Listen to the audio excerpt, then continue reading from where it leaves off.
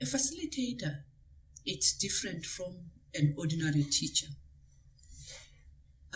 Somebody who becomes a facilitator for development needs to possess different skills.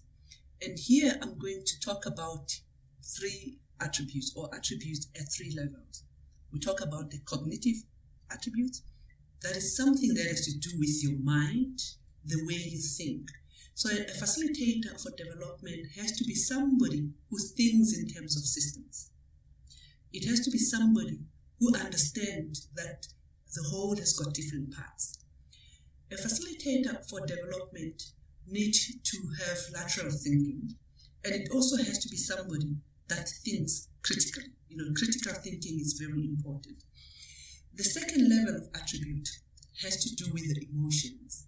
We talk about the emotional intelligence. The facilitator for development should be somebody that has that high level of emotional intelligence. They need to be empathetic. They need to be able to put themselves in the shoes of other people that they're engaging. They also need to be able to regulate themselves, the things that we call self-regulatory. They need to understand their emotions and how their emotions affect the emotions of others.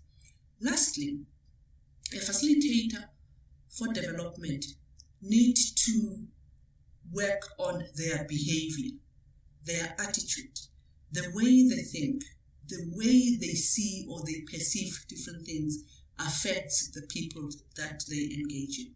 Their attitude and their behavior can either hinder or enable the processes or the things that they're engaging people about. So they need to be aware of their attitude and their behavior.